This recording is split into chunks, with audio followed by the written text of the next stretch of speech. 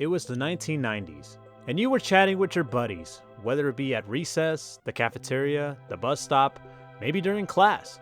And I'm sure during those conversations, a certain topic would come up, like who would win in a fight. You would hear various ideas along with debates such as Mario would beat Sonic, or I bet Kirby would beat Link, or something like that. And you would often dream about these scenarios and wondering if there was a way to find out who would win a fight.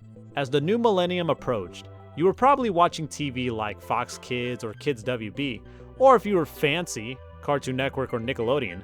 And during the commercial breaks, you suddenly see Mario, Yoshi, Pikachu, and Donkey Kong holding each other's hands as they frolic through the field to the song of Happy Together by the Turtles, when suddenly, BAM!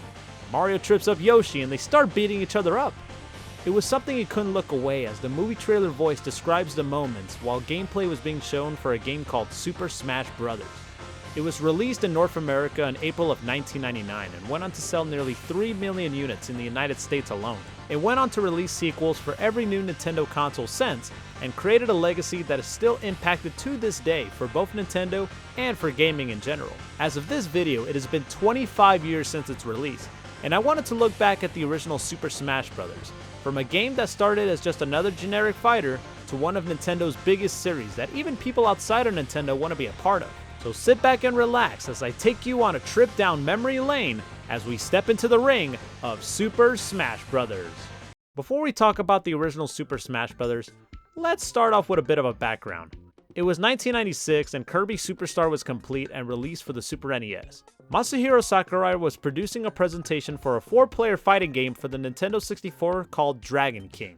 Feeling it needed to stand out from other fighters, Nintendo characters were added as fighters without Nintendo's knowledge, and the rest you could say was history. When you first boot up the game, you see a couple of lifeless dolls get picked up and tossed to the desk as it gets reorganized before the countdown begins. 3, 2, 1. Then the stage is set as it showcases the roster with various gameplay while building anticipation of what to expect in this fighter. As it reaches its climax, the logo is formed and the title screen appears with the narrator intensely welcoming you to Super Smash Brothers! Now for those who have been living under a rock or need a refresher, Super Smash Bros. Is a platform fighter where you look to knock your opponent off the stage. What makes it different than other traditional fighters such as Street Fighter or Mortal Kombat is that it replaces a health bar with a damage percentage. The higher the damage, the more likely you'll be knocked out. The game features 8 characters with 4 to be unlocked from popular Nintendo franchises at the time, such as Mario, Link, Pikachu, Samus, and so on. Each character has a neutral special, down special, and an up special, along with standard and smash attacks. For advanced moves, you can dodge and shield yourself from attacks, but be careful, if you use the shield too much, it will break and can make you vulnerable to attacks.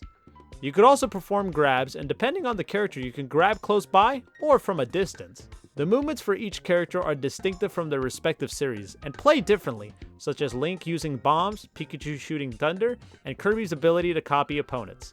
The main attraction in Super Smash Bros. Is the multiplayer. You get to play up to 4 players simultaneously. You could change some of the rules of either time or stock, and even play in teams, in the event of a tie occurring at the end of the match. Then comes sudden death, where you start off with high damage and whoever's the last one standing is the winner. There are 9 stages to choose from, each of them with their own twists and turns. From random tornadoes that send you flying upwards in Hyrule Castle, to Pokemon popping up in Saffron City. Speaking of, items occasionally spawn during the fight that could cause some unpredictability, such as fire flowers, Koopa shells, and even lightsabers. Quite fitting when the game was released during the hype of Star Wars Episode 1. Intentional product placement perhaps? There is an unlockable item switch option that allows you to change the spawn rate of the items, and you can even turn them off. Want to have an item-free match, or a match with only explosive items? The possibilities are endless. The music in the game features original tracks along with music from various series such as the classic Super Mario Bros. Theme song to Brinstar from Metroid. The sound effects are even from recent games at the time such as Super Mario 64 and Ocarina of Time. In terms of presentation, the game features vibrant and colorful visuals that help bring these iconic characters to life. The dynamic stages, ranging from familiar locales such as Peach's Castle to fantastical settings like Yoshi's Island, add to the game's visual appeal and provide a diverse backdrop for epic battles that even characters can be seen flying across the background.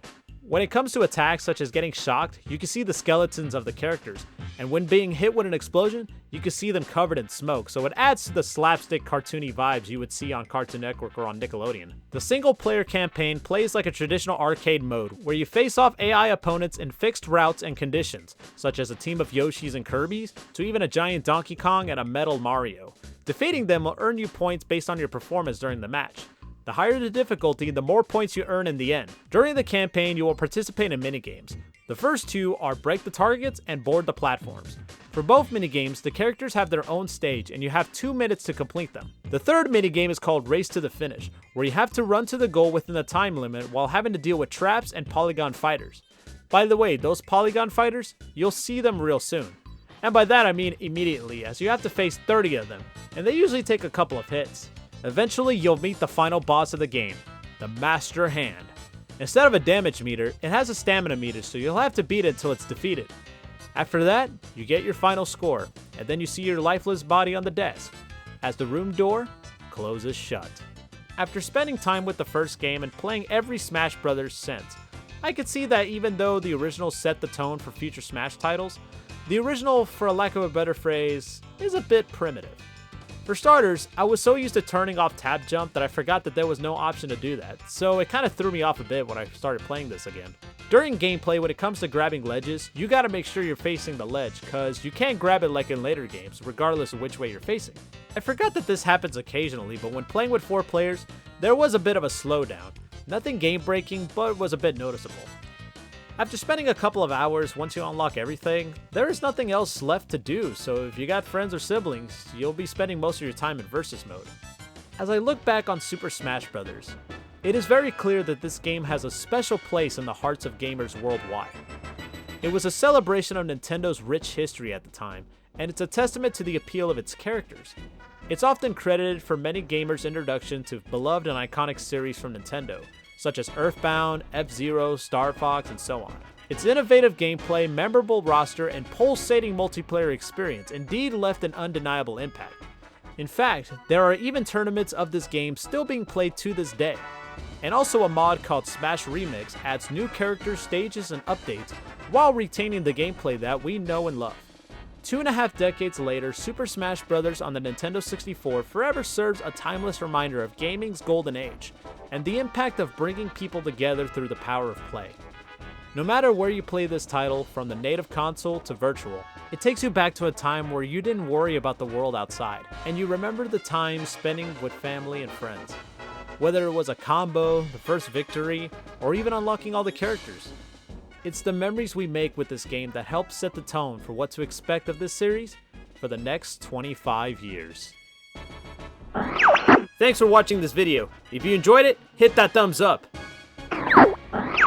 If you haven't yet, hit that subscribe button and turn on notifications.